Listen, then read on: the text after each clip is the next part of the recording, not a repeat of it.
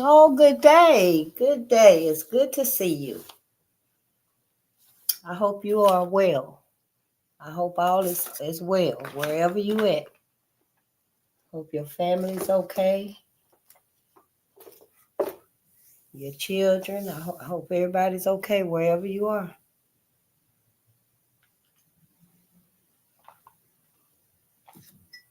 And my people, I hope you okay and in the house. I hope you're not outside. Don't be out caught up in all this right here.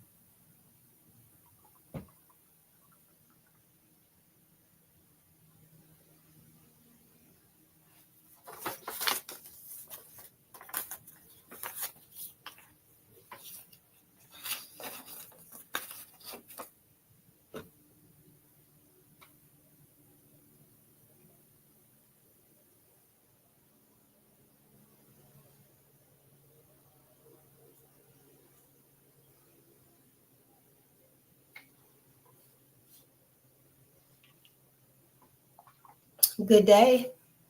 Good to see you.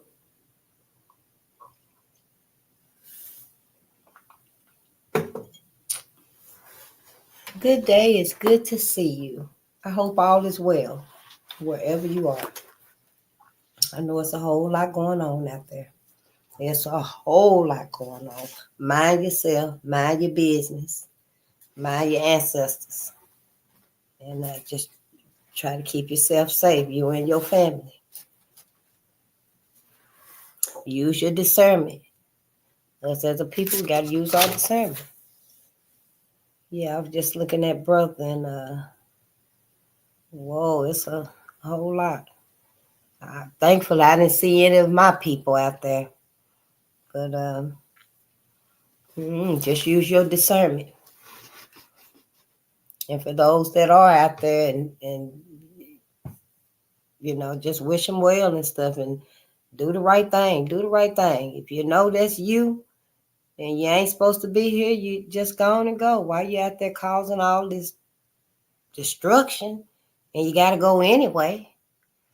So for me and mine and stuff, just keep doing what we doing. We learning, we building, we creating. And that's what we supposed to be doing. But we're here tonight, y'all. We're going to finish the Emancipation of Robert Sadler. I do believe I said I was going to attempt to finish, and it's about like 50 pages, about 60 pages. I would say it's probably it's 11 chapters. And I think I can finish this book tonight. I think I can. I'm going to try to anyway. If I can't, that's all right. I'll finish it tomorrow night. But the chapters are pretty easy to get through. Let me see, because it ends up being part 3, I believe. I think this book had 3 parts to it. Because, part 3 is the ministry. And we are in chapter 29. We're on chapter 29, the Emancipation of Robert Sadler.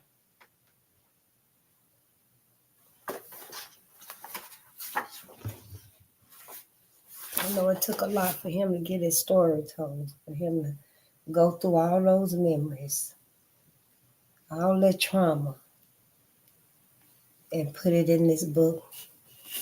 Thank you so much.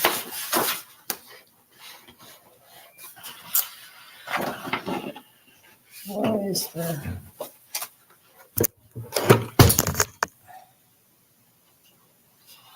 Look at... Oh, there it is right there. I'm either back too far or up too far forward. But,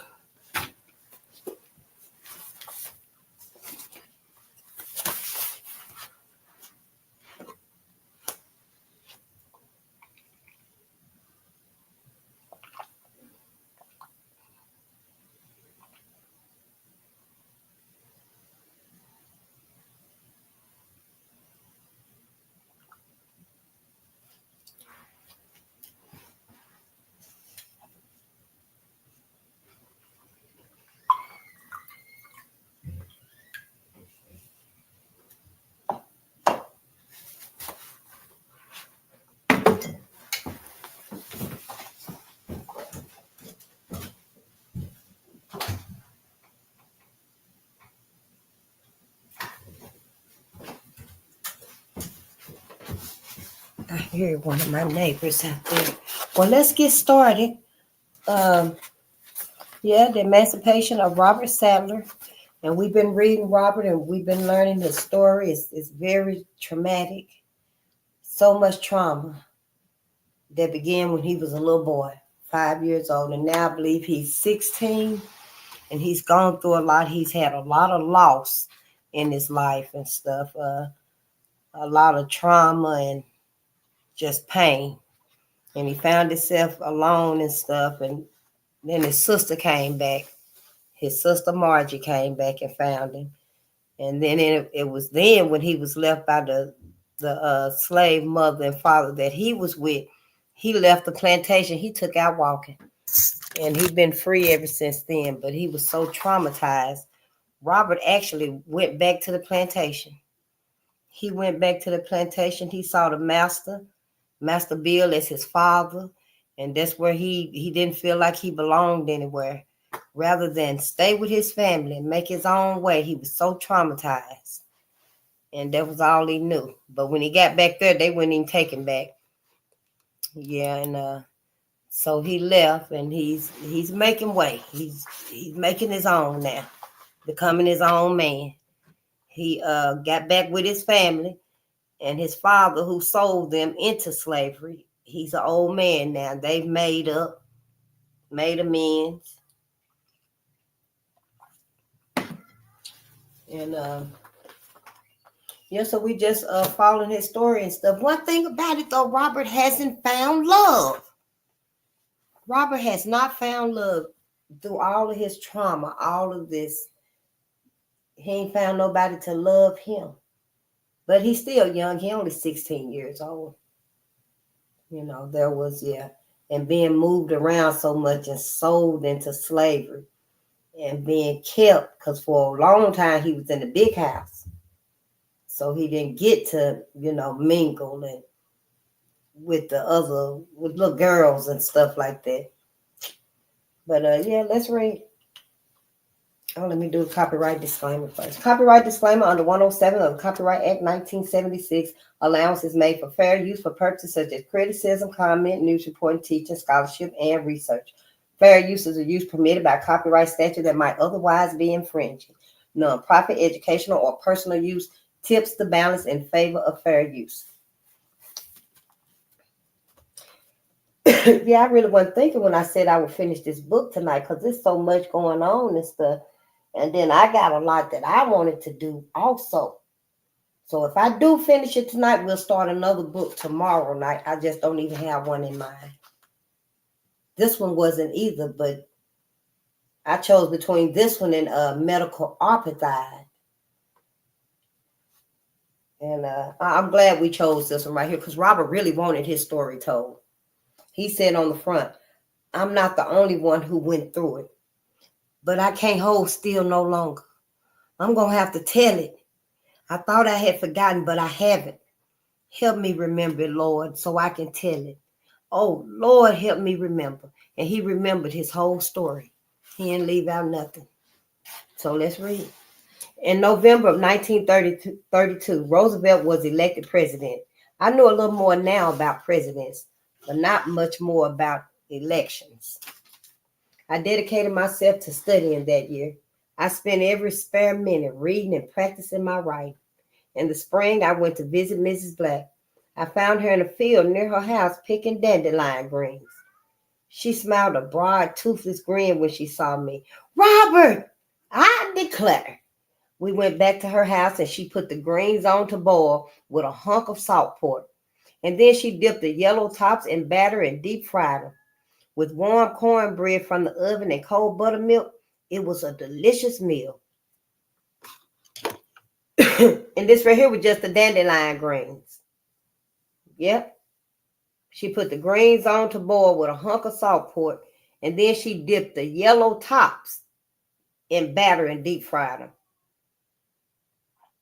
Robert, she asked me after we had eaten, how much room do the Lord have in your life?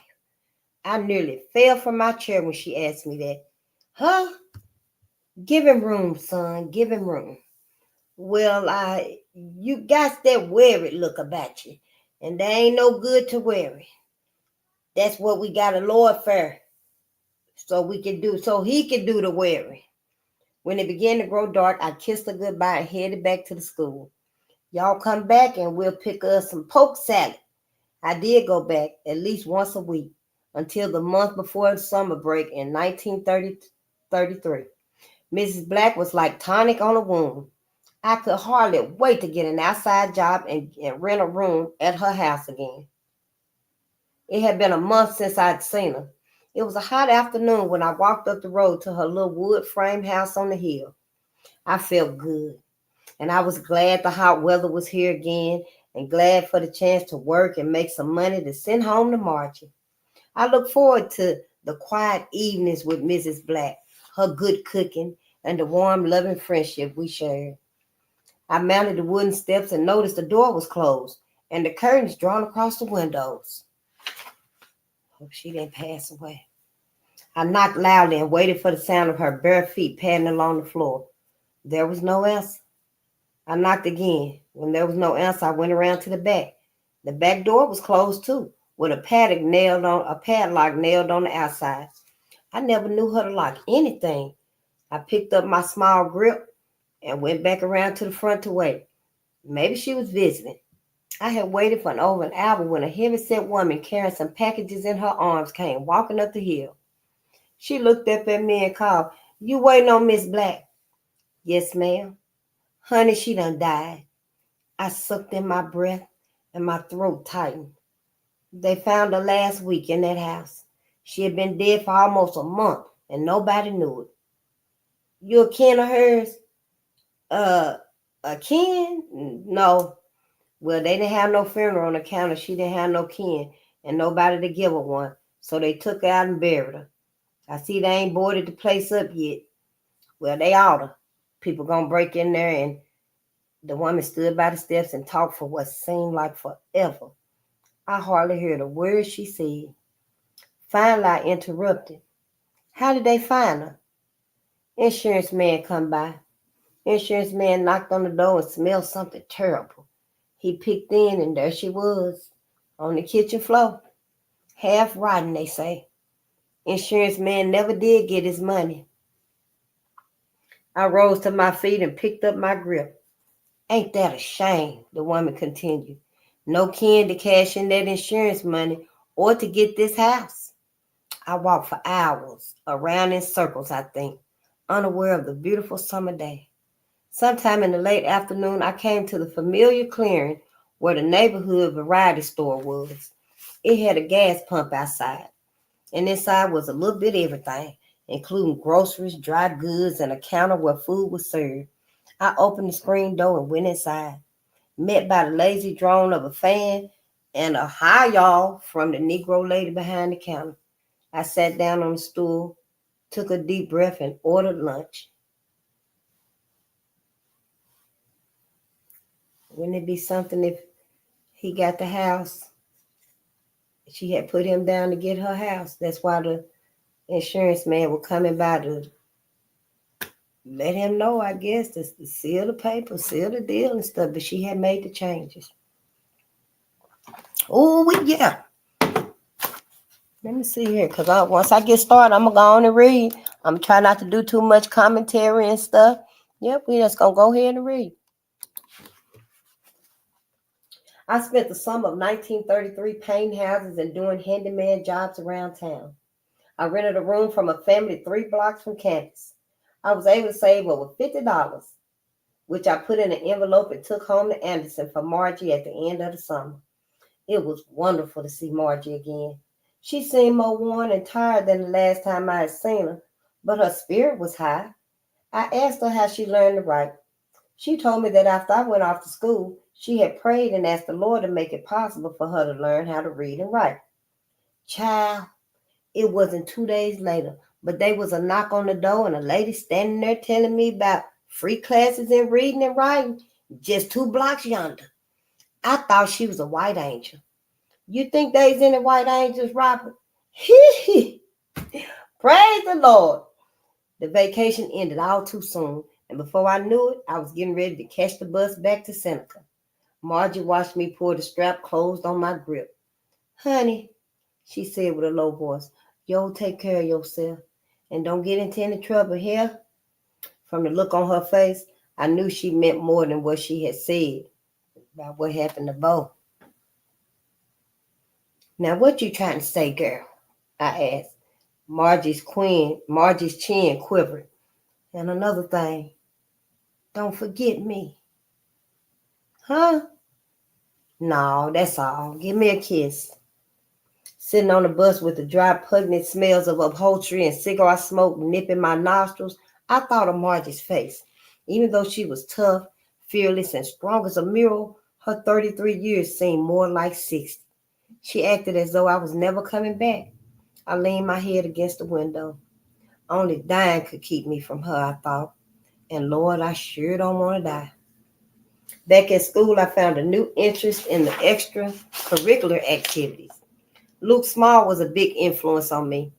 I'm fed up with this place, he would grumble. I was leaving this here place. I didn't pay any attention to him at first, but as the weeks went by, I found myself agreeing with him. Yeah, I grumbled along with him. This place is trifling. Late night hours and a poor attitude caused me to get behind in my schoolwork. Soon I began cutting classes and piling up unexcused absences. In late October, after I had been in school for almost 4 years, I was coming from the small log cabin library and walking toward the men's dorm when Small came running from across the lawn towards me. Sadler, he said with a large grin, you and me is leaving this here place tomorrow. Huh? That's right, man, we's leaving. What you mean, we?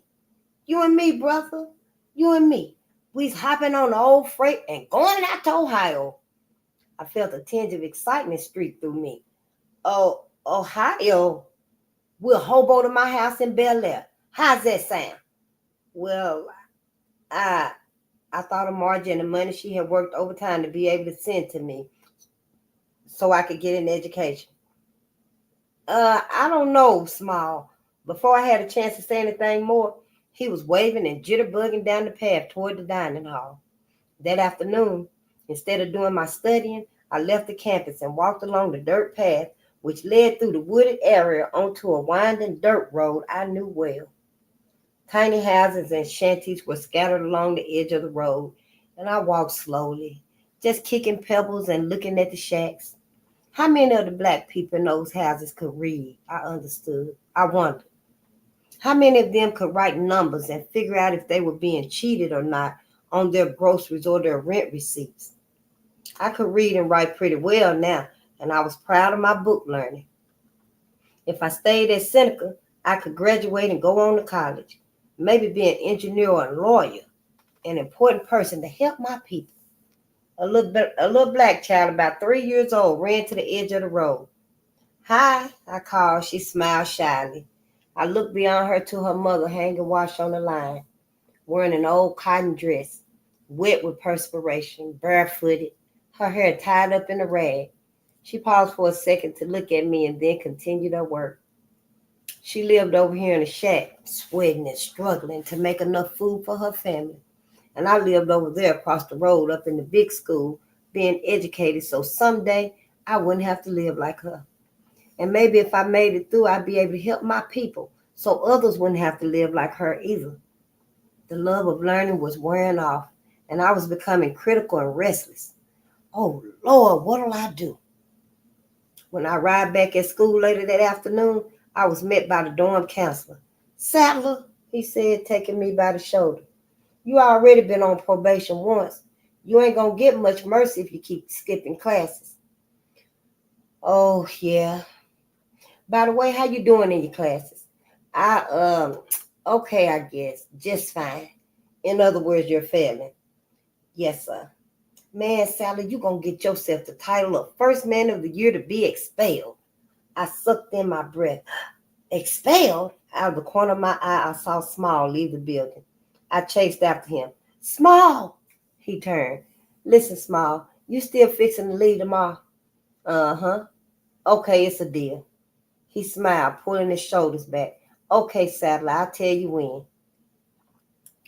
After he had sat there and had that meaningful conversation to himself, he smiled, pulling his shoulders back. Okay, Sadler, I'll tell you when. I went back to my room and began packing my things. I could still hear the voice of the dorm counselor. First man of the year to be expelled. I had no choice. I might as well leave before they kicked me out. When I had my things packed in boxes, Small insisted we send everything to his house in Bel Air, Ohio. I agreed, even though I didn't like the idea, and we carried the boxes to the post office, addressed to his house. I paid for the postage because Small had no money. We carried nothing with us. By the time we got to the railroad tracks that night, I was so scared my knees trembled.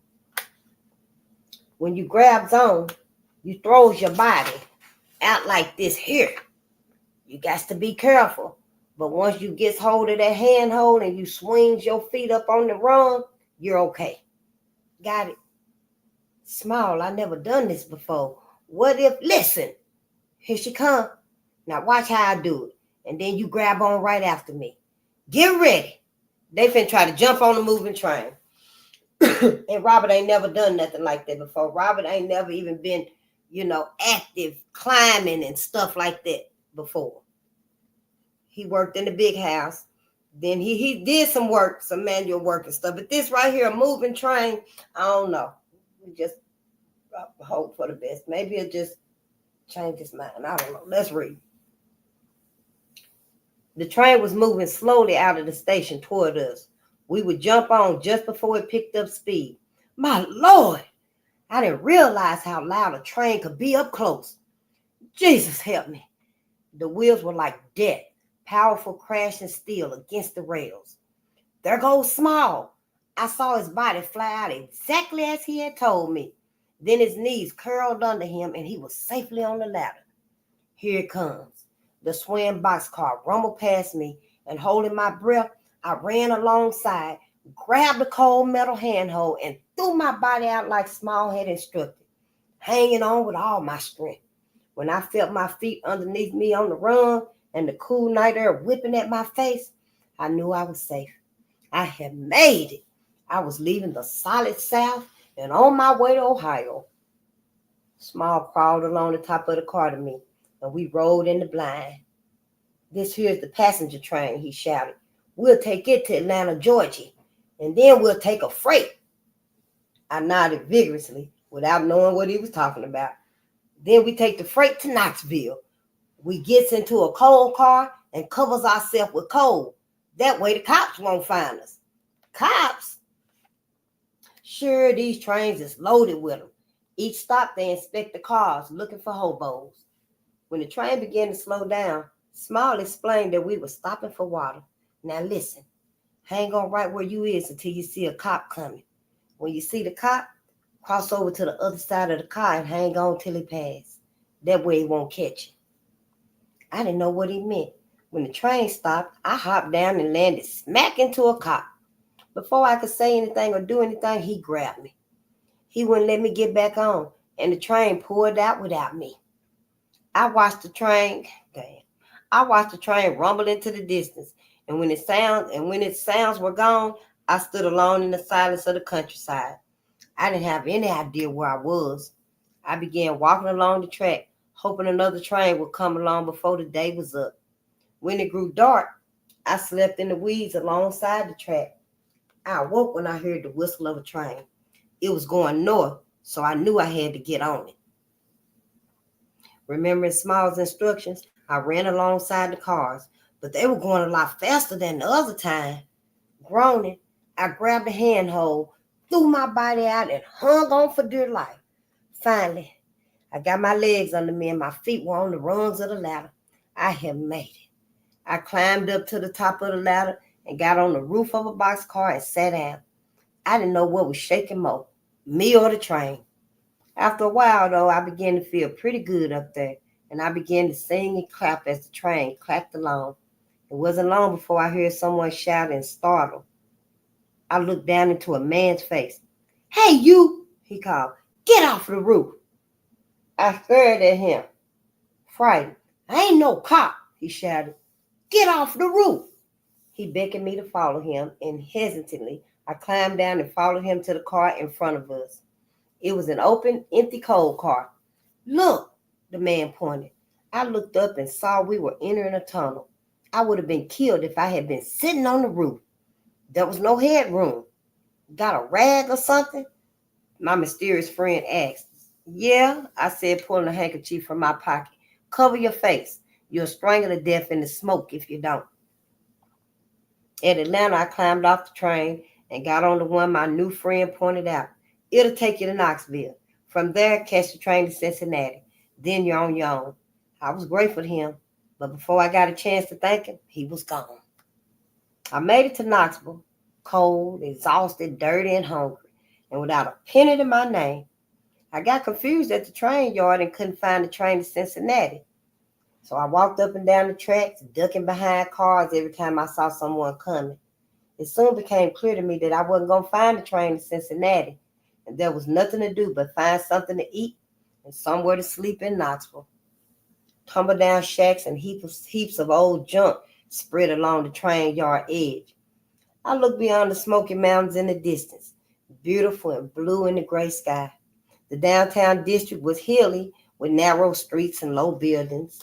As I climbed and dipped with the hills, I could see church spires reaching upward behind the hills and along the building tops.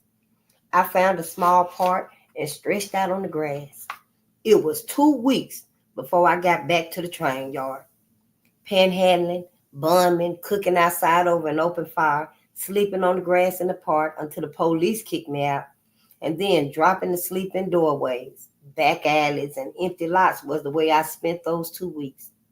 Then one rainy afternoon, I met a fuzzy-faced old hobo huddled under a tree in the park. We got to talking. "Yes, sir," he drawled.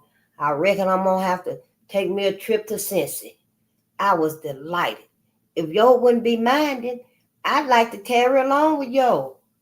We headed for the train yard in the rain and hopped the right train with no trouble. The ride was smooth going all the way. I slept that night in some wet weeds on the bank of the Ohio River, and the next morning hopped the freight to Bel Air. When I arrived in Bel Air, I didn't know where to go to find Small, but I did remember he said he lived on Noble Street, and that was all I knew. So I began to walk. I asked directions from several people, and I wearied myself trying to figure them out. "Lord, show me the place," I prayed. Finally, I found myself standing in front of a 2-story brick house with box hedges around it. I stared up at it. I didn't even know if I was on Noble Street or not. I walked up the stairs and rang the bell. A middle-aged brown-skinned woman, gray hair smoothed into 2 buns on either side of her face, answered. "Afternoon, ma'am. I'm coming from Seneca Junior College, and I'm a friend of Luke Small." "A friend of Luke's?" the woman exclaimed. "Come in, come in." The Lord had answered my prayer. The woman took my arm and ushered me into a small, cozy living room. "Nancy, come on in here." A pretty young woman hurried into the room, her eyes wide, a little smile on her lips. "How's Luke? Is he with you?" the older woman asked. I stared back dumbly. He ain't here yet? We left the school together nearly 3 weeks ago. I lost him before we got to Atlanta. A little boy about 3 years old bounced into the hallway and stood grinning at me from the door. The older woman smiled. This is Eddie, she said, Luke's son. Eddie would be so happy to see his daddy again. Then, indicating a young woman, she said, This is Nancy, Luke's wife. I'm sure Luke has told you all about her.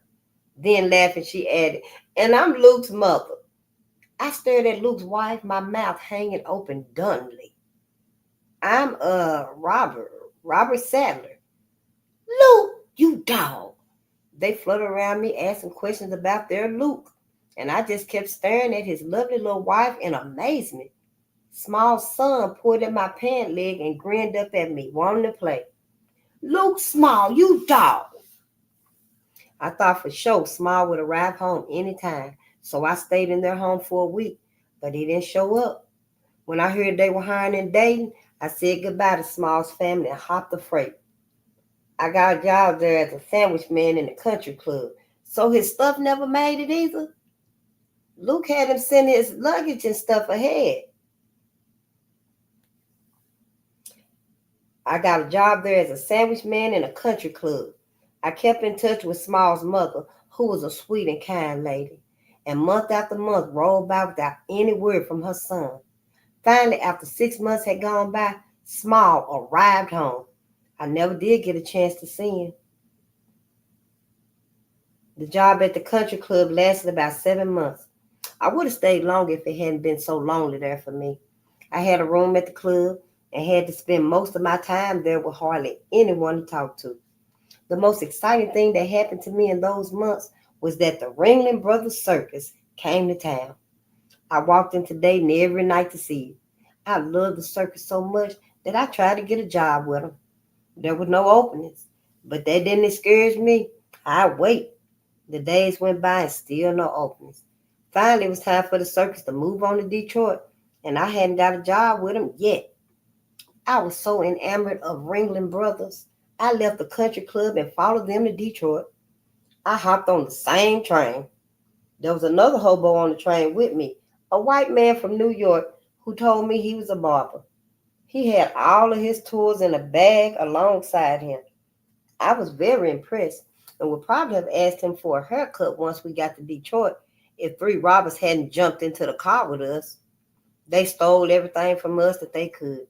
They took all his barber's tools, and though I didn't have much money, they took what I had. So I arrived in Detroit without a change of clothes, a penny to my name, or a haircut. Ooh, chapter 31. In this chapter 40, 9 more chapters.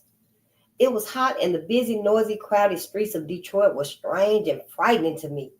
This was up north now, and black people walked on the same side of the street with white people. They weren't in love with each other, but they walked next to each other, sat next to each other, and talked with each other. There were black and white bums in the park, too. They ate together, panhandled together, robbed together, and slept in the same park together under their respective newspaper coverings. I arrived in Detroit in August of 1934, the year Hitler became dictator of Germany. The Depression had hit America, and jobs and money was hard to come by. Ringling Brothers didn't need any more men, and so I had no choice but to sleep in the park and panhandle. I slept and hung around downtown in Grand Circus Park, a round little park with fountains and several statues, flower beds, and 10 streets fanning out from it. There were so many people who stayed in that park that we called it the Grand Circus Hotel. Whole families slept on the benches and on the grass. It wasn't a safe place by any means. Now, night after night, I heard screams for help. A person got used to it, though. I learned how to beware and watch out for danger. I had to be careful which alley I entered because a person could get beat up and killed for as little as 25 cents or a pair of shoes. Living in this hopelessness and seeing nothing but hunger and desperate people everywhere, the worst happened, and I started drinking. At first, it was just because there was nothing else to do.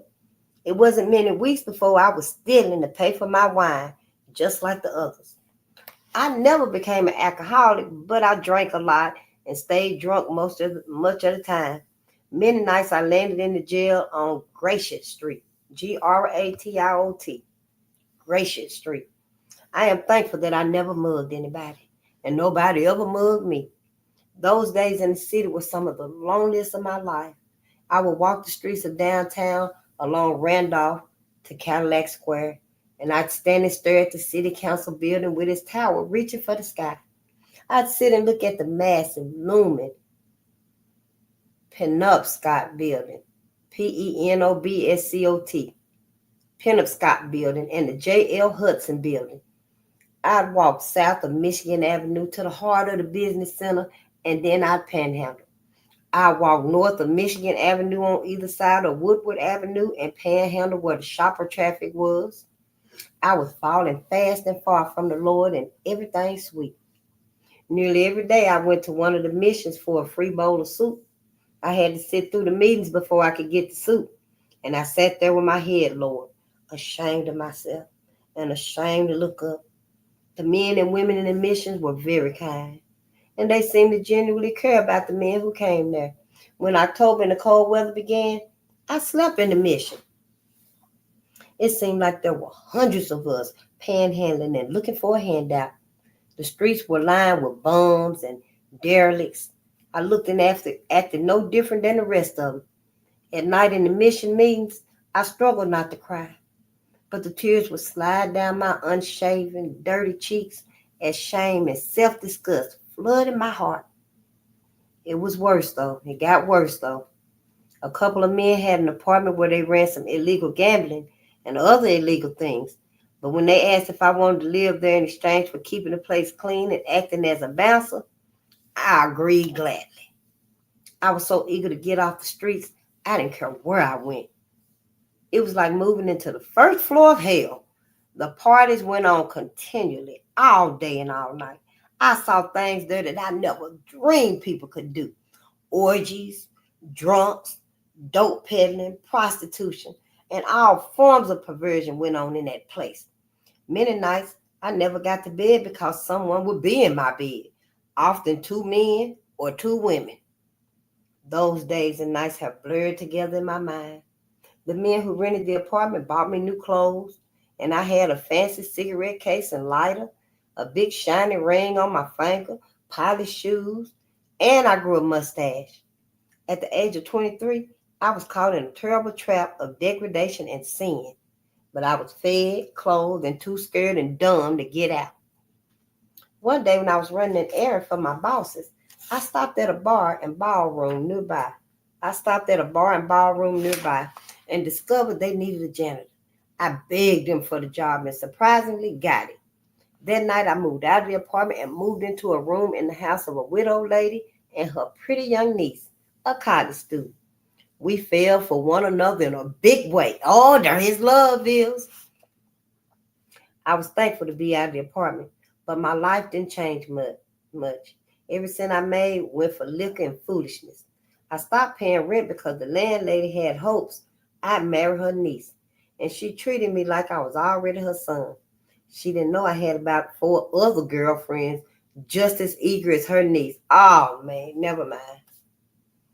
He might not find love till he get in the ministry. Yeah, never mind. I wrote a letter to Margie and asked her to come to Detroit.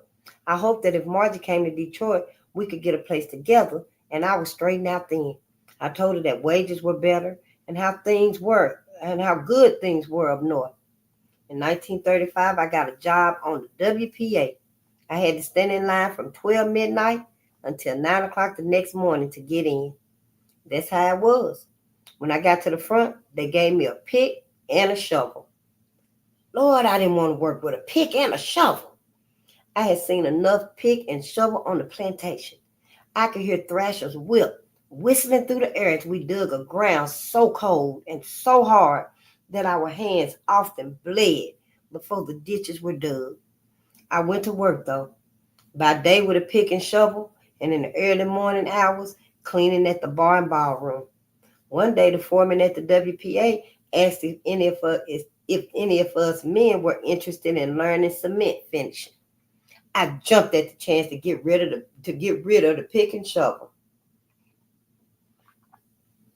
Soon, I was working as a cement finisher, putting curbs in streets and driveways and earning $10 a day. I wrote to Margie again, begging her to come to Detroit. Margie finally answered me and said she couldn't come and leave Dad, who was down sick. Then she said that Janie was making plans to come to Detroit. Janie arrived all smiles and done up pretty, toting a lot of boxes and grips. She rented herself a house, which she later bought. She moved me into it with her, and then she moved some man in to pay her bills. Not only did she take this man for every dime he had, she used him to start a little business of her own.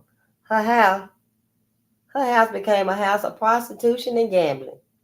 Again, I was right in the middle of it all. I developed a passion for gambling, and I had my pick of the girls. Whoa. Janie was very pretty and had a way with men. She could win any man she set out to get. And once she won him, she was boss.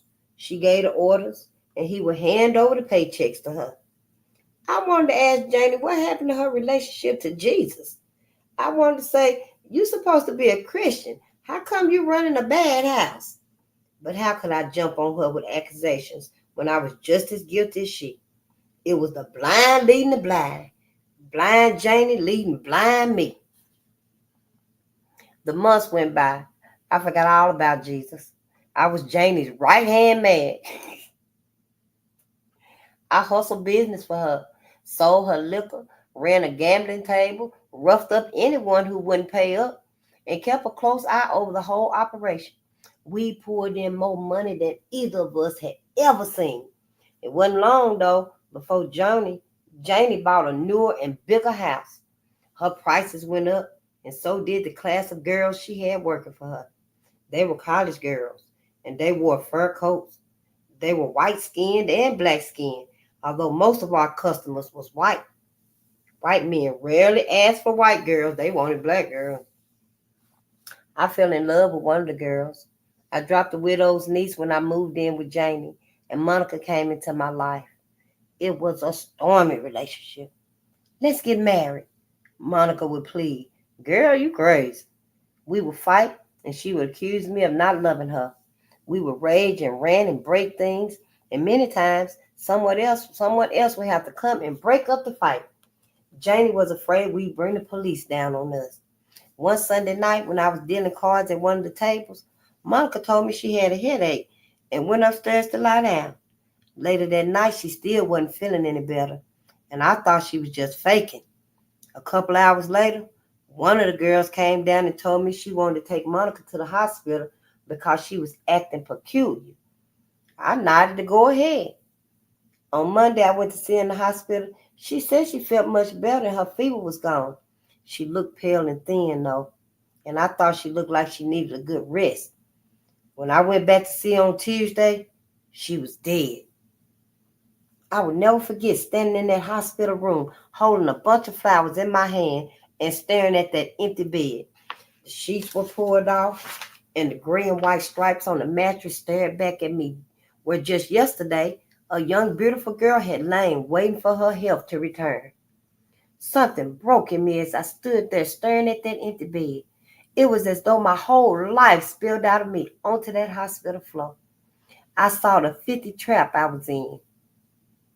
I don't know if he mean that to be filthy, F-I-T-H-Y. I saw the 50 trap I was in, the hopelessness and the tragedy of it. I stood there trembling, not knowing which way to turn. Then in the silence there came a voice. It was a powerful voice, distant and yet near.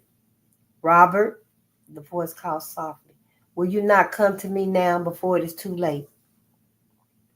It was such a glorious sound, as though all the oceans and seas of the world were in its sound, and all the love and compassion that ever existed was in those words. Oh, Lord, I sobbed. I sobbed. I fell to my knees right there in the hospital room and begged the Lord to forgive me and take me back. After weeping and praying for a while, I laid the flowers on the bed and left. I walked the streets all night crying, and begging God to have mercy on me. Finally, I went back to Janie's, but locked myself in my room, refusing to eat or drink. Janie thought I was crying over Monica's death, but I wasn't. I was crying because I wanted Jesus to take me back, and I was afraid I had gotten too far away from him to get back to him. It was terrible. The following Sunday, I found a church nearby. I went up to the altar, and the preacher asked me what I wanted. I want you to pray for me, I said with tears streaming down my face. He pointed to a side door and instructed me to go through it, and the elders would get me ready to be baptized. I don't want to be baptized. I want to be prayed for, I argued. The preacher sent me into the side room anyway, and there I was met by 3 stern-faced elders who handed me a robe to put on in order to get baptized.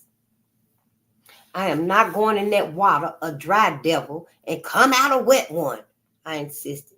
But they wouldn't hear of it. They wanted me to join the church. I don't want to join your church. I want somebody to pray for me. I'm a sinner and a backslider, and I want to get right with God. They didn't seem to know what I was talking about, and so I left there frustrated and defeated. I went back to James, but I couldn't sleep. I got out of bed and prayed. Show me a church where I can go, Lord. The following Sunday, I found a little storefront church. The door was open, so I walked in and sat down quickly in the back. A young man was standing up near the altar praying, but there was nobody else there. He didn't even know I had came in. I sat quietly for a few moments, but then the young man's praying began to fill up the room. He was facing the front wall, so he couldn't see me. He had his arms up in the air as he prayed. I suddenly began to shake. I fell right off the chair and lay prostrate on the floor. When I looked up, there were about a half dozen people praying over me. The young man had his hand on my forehead, and he was praying and weeping over me. They helped me back onto the chair, and I tried to tell them what happened and why I was there. I know why you're here, the young man said. You're here because you have stayed away too long from the Lord, but now you want to come back to him. I stared at him in amazement. How did you know? I asked him. He smiled at me. The Holy Spirit told me you were coming, so I got here early to pray for you. Ooh, we're on chapter 32. Yes, that's the hope. We needed that. We needed religion. Your Bible, Jesus, God, we needed it. It helped you. I can't tell you to get rid of it. Your Bibles and your hope and faith, Black America. I'm just saying add to it. We got our Black Bibles too. Yep, we got our Black Bibles. This is what we need to be reading now. We got to elevate our minds. Got to elevate our minds. Give some of that to our ancestors. We must give some of this to our ancestors, honey.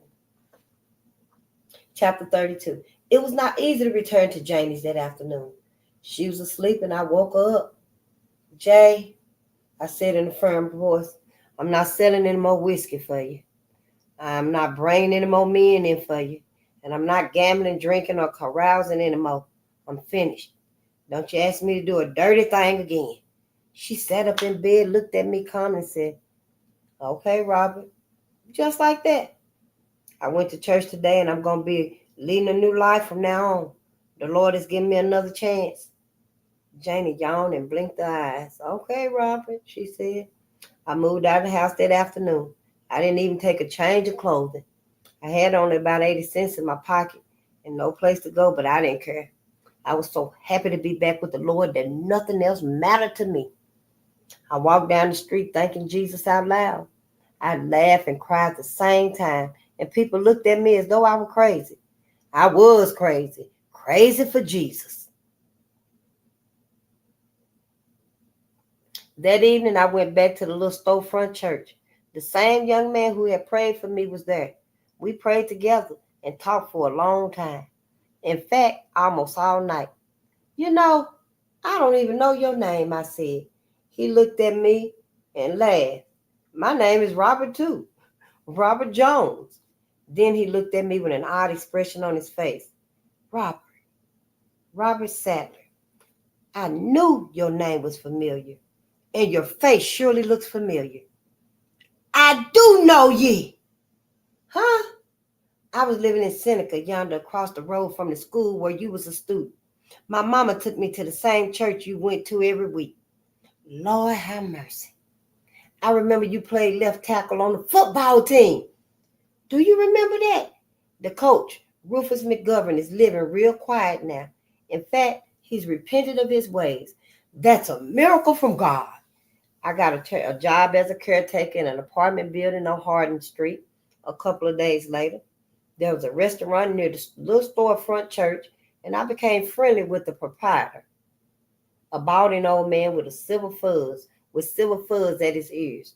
He had a heavy middle-aged girlfriend named Cora, who sat at the counter drinking Coca-Cola in the afternoons. The day she first spotted me, she had her eye on me for her niece who lived in Cincinnati.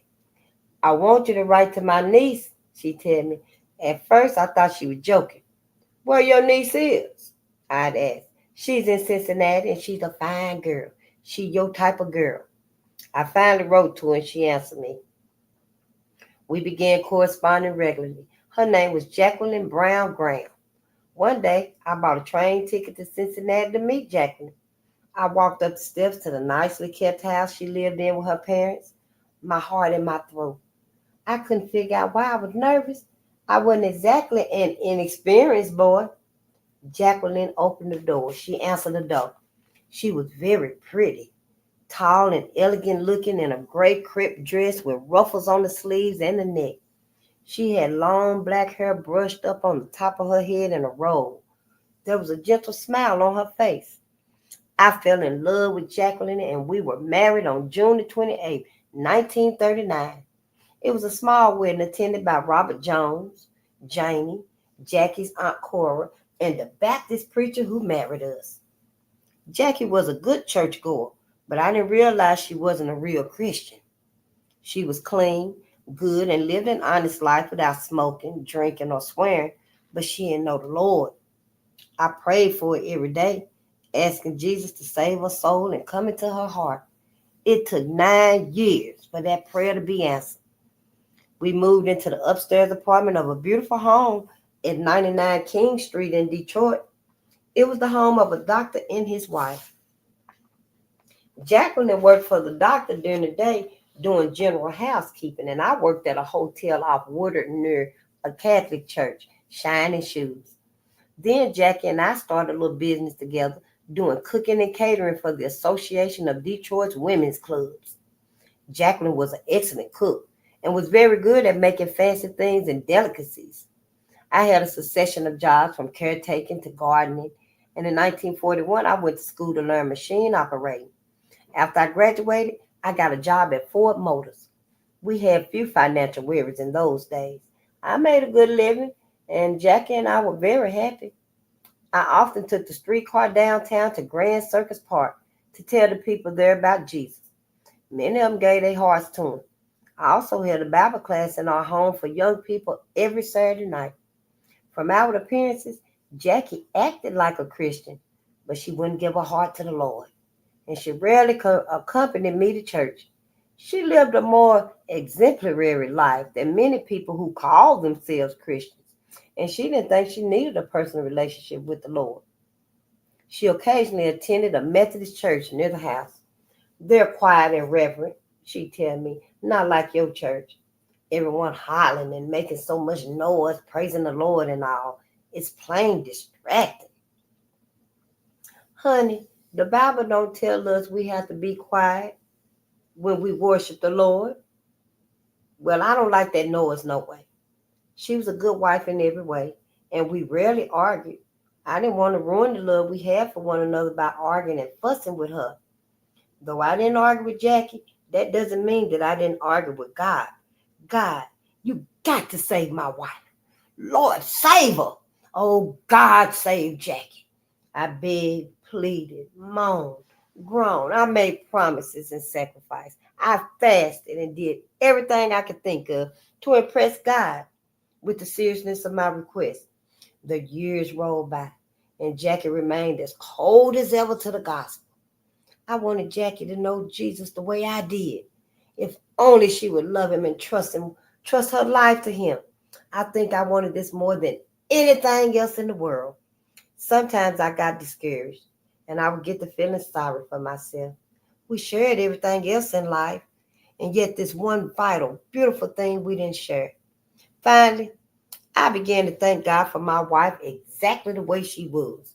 I thanked God and humbled myself.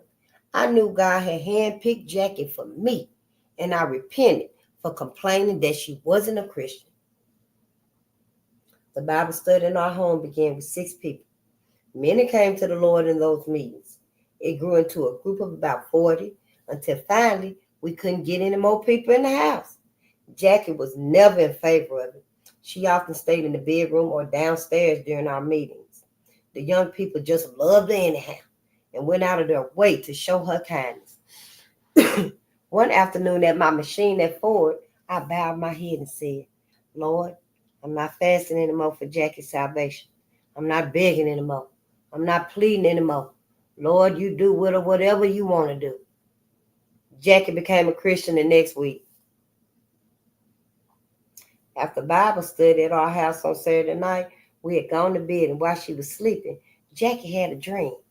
In her dream, she saw a beautiful church. She could hear wonderful music coming from inside, which was so loving and inviting that she ran up to it to go inside.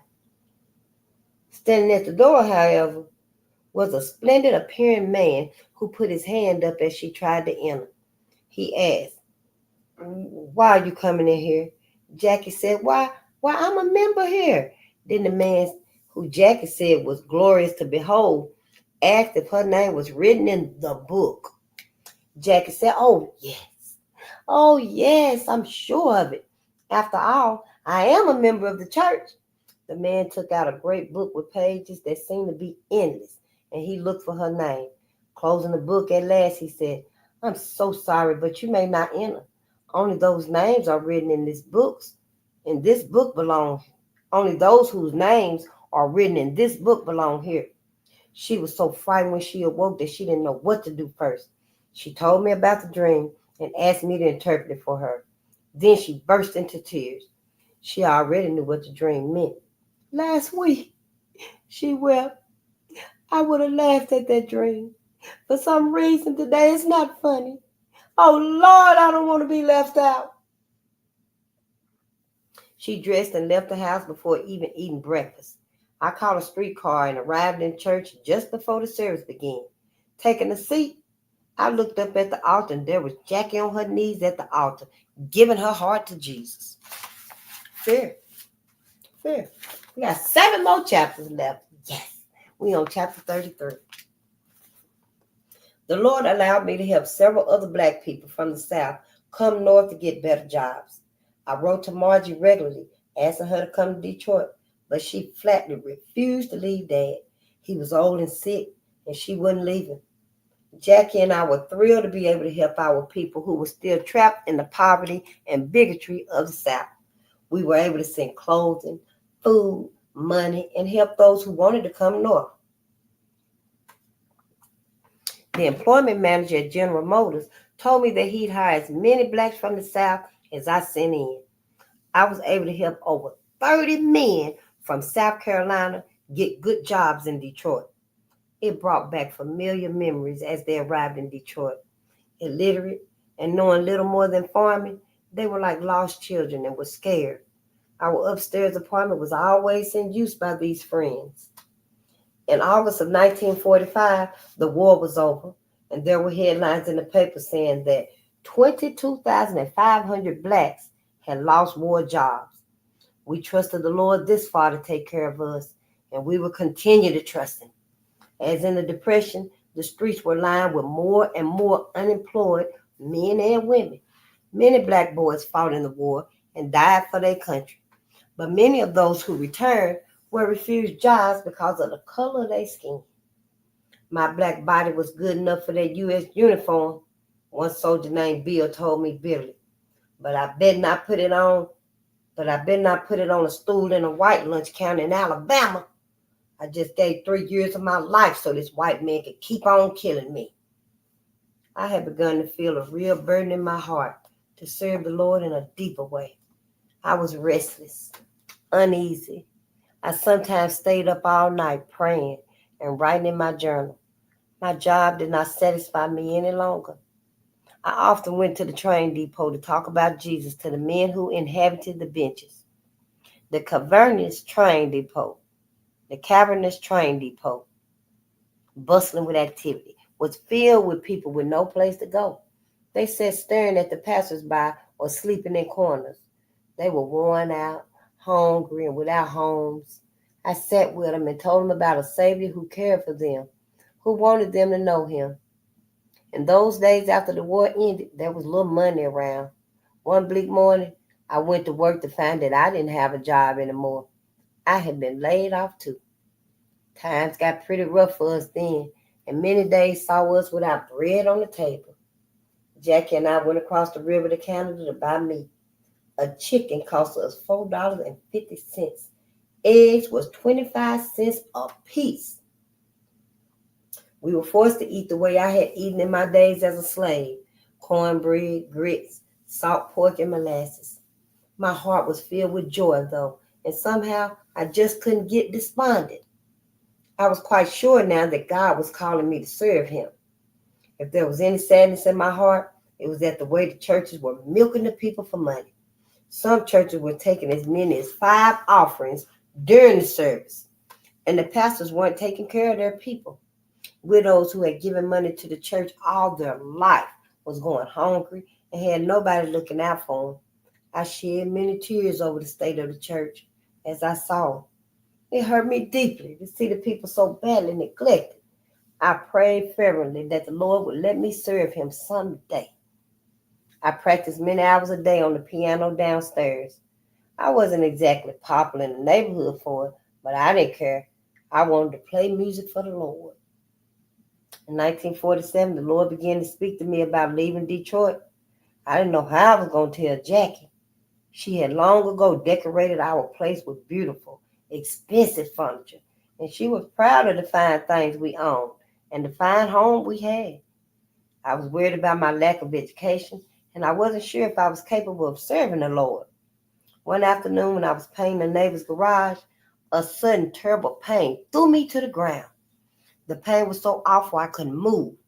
I was taken to the hospital, and the doctor said it was a sprained back, and they put me in traction. Then one afternoon when I was home alone in the room, I felt the Lord's presence, and he began to talk to me. He said, "Why don't you want to do what I have asked you to do?" The Lord continued, "I will give you the words to speak and the works to work. I will direct your way." I decided there in that hospital bed to take the trust I had in education, credentials, and personal talents and put it in Jesus. If the Lord thought he could use me the way I was, it was his business. When Jackie came to see me the next evening, I told her, "I'm healed. I'm going home tomorrow morning." She thought I was crazy. But the next morning when the doctors came around, they examined me and said, "We can't figure it out, but there's nothing wrong with you." I was taken out of traction. The inflammation and the pain were completely gone, and the doctors told me I was well and could go home. A few days later, we went to Lima, Ohio to a revival meeting.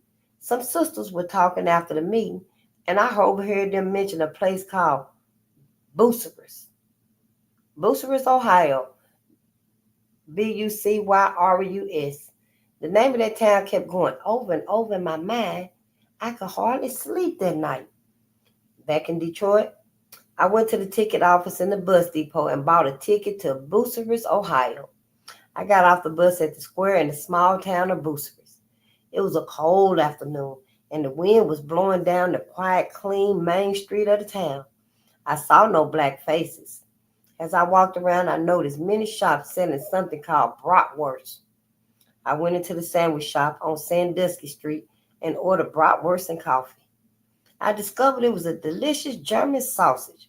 The people in the restaurant stared at me strangely. I wondered if they had ever seen a black man before. By nightfall, I was back on the bus heading for Detroit. There was certainly nothing momentous about the trip. In fact, there was not a thing unusual about it. Maybe I had expected God to open the earth or appear in the treetops. By the end of the day, I think would have settled for a friendly hello from any stranger. There were no signs, however, and no indications of any kind that the Lord even knew I was there. Still, I felt this was the town he wanted us to move to, a town with no black people. Well, maybe they was inside. Jackie, sit down, honey. The house was quiet, and outside in the darkness of the night, there was a light snowfall spreading across the city. Jackie wrapped her bathrobe around her and sat down at the kitchen table. I poured hot coffee and smiled at her. She had a look on her face that said, "Okay, where's the bad news?" We're leaving Detroit, I said. I believe we'll be moving to Bucyrus, Ohio. Jackie was still for a moment. Robert Sadler, where your mind is. In February of 1947, I left Detroit for Bucyrus, Ohio. I rented a room, had a telephone put in, and took an ad in the newspaper to clean carpets and upholstery. I received so many calls, I could hardly handle the work. In 3 months' time, Jackie was able to join me. In August of 1951, we packed the car with our belongings and moved to Clemson, South Carolina. I took Jackie to nearby Anderson for a visit. This was the last time I saw my father. He died a few months later. I got a job as a baker in the kitchen on Clemson College, even though I didn't know anything about baking. Jackie worked in the college laundry. Jackie and I loved children, although we had none of our own, and we began a children's Bible class. Once 30 children came weekly to these meetings. Then we were invited to have a children's radio program. So each week we brought one group of children to the radio station for our program. We had some wonderfully happy times. Jackie wanted the Lord to use her to be a help and blessing to others, and she complained to me one morning before work, "Honey, I'd sure like to lead someone to the Lord. Seemed like I just never get the opportunity." That morning at the laundry, she was praying with a lady friend for the radio program and the children. Then she prayed for people who were lost without God. A man was walking by the laundry door, and he heard her praying. He began to cry. Minutes later, he walked into the laundry and gave his life to the Lord Jesus. I tried to get a job as a machinist, but I was always turned down, even though I was qualified and had plenty of experience. One day, a white man and I were in the employment office at Swan Rubber. We got to talking and discovered we were both applying for machinist work. When I went in for the interview, the personnel manager told me the job was filled and it wasn't none left. The white man who went in after me got the job and was told they were still hiring. I tried to get a job at Timken Ball Bearing when they advertised for men, but when I applied, they said there were no jobs. The same happened at Ohio Crane. The only jobs I could get were cleaning toilets or pushing a broom. Finally, I made an appeal to the vice president at Swan Rubber. I went to the personnel office and insisted they hire me at the plant. Years later, a new personnel manager was hired at Swan Rubber, and he was sympathetic toward blacks. He told me that he would hire any Negro I sent him. I traveled to the neighboring towns of Crestline, Marion, Fostoria, Wyandotte, Galion, Mansfield, and Tiffin with the news. And the man kept his word and hired the men I sent. Buck and Corey Moore were living in Anderson, not far from Marching. They lived in a rundown shack, just like everybody else in the neighborhood. There was an arbor of ivy over his walk leading to the broken wooden steps, and along it grew honeysuckle and roses. I ran into Buck's arms, and we rocked and embraced with the joy of seeing one another. We would never lose touch again. Things in Anderson were not so good. Many of our people couldn't get jobs. The good jobs went to the white men, and the blacks had to take the lowest and dirtiest jobs for the least pay. Many black men worked 2 and 3 jobs just to put enough food on the table. If he couldn't get a job, the white man called him a lazy nigger. Very upsetting to me were the number of cults that black people were trapped in. Charlatans who professed to be God or God's prophet were exploiting the people. One such man, Daddy Grace, had been dead for years, but his followers believed he was coming back. They worshipped his picture and forked over their money to his coat in hopes of receiving his blessing. Witchcraft, voodoo, and Satanism are very dominant among the black people of the South. Sound Bible teaching is rare. I wanted so much to help my people. I cried out to God day and night and day for him. I wasn't afraid of the white man. I refused to bow and say, yes, Captain, no, Captain. But many of the people in Anderson were still doing it. They didn't know they were supposed to be free. Someday, Lord, I pray, I'll be in a place where I can help people, black people and white people. I'll be able to tell them the truth. I'll be able to carry the gospel of love to the people. Oh, someday, Lord, it won't be like this. Everybody forget about justice. As soon as that religion take hold of your mind, you forget all about justice, and then the forgiveness begins. But I digress. Part 3. I think I'm going to stop right there. Part 3, mystery. We'll definitely finish mystery tomorrow. Mystery is, I'm sleepy. Chapter 35, it's just 5 chapters. I'm so sleepy. I'm going to give me some rest. And I love you. I thank you for being here for these little few short chapters. And it wasn't about 5 or 6 itself. But yeah, I'm so sleepy. Look here. Yeah, we'll finish this tomorrow.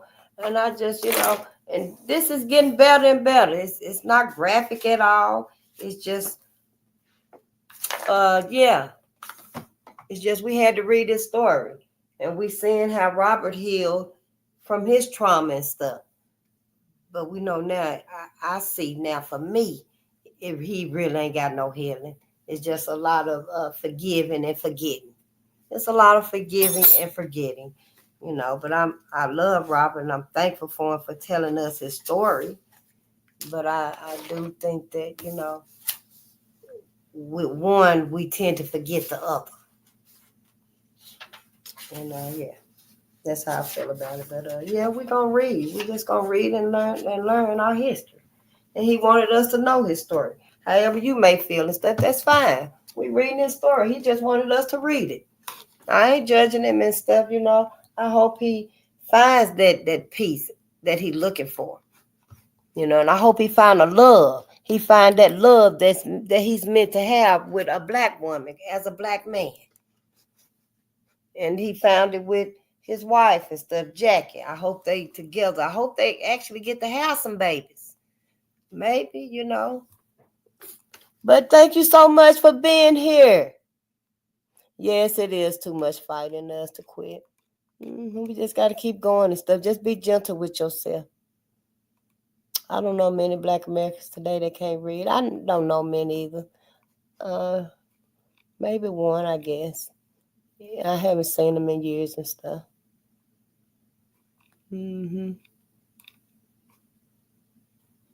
But thank y'all for being here tonight and stuff. And I will see you tomorrow at 12. I don't think I got to go out tomorrow at 12. And so we can get back into powernomics. Because we need to know about these politics and stuff. Our people are out there they are, on the demand for reparations in politics. Our people are involved in politics. So for that alone, at least let's see what the hell going on. Because their ass is losing. They losing everything. And it's only one thing to do. From where I'm sitting at, maybe we'll see different. And I see something else that we're supposed to do and stuff. But I think it's our own political party. We'll find out. And we'll just take it, one page at a time.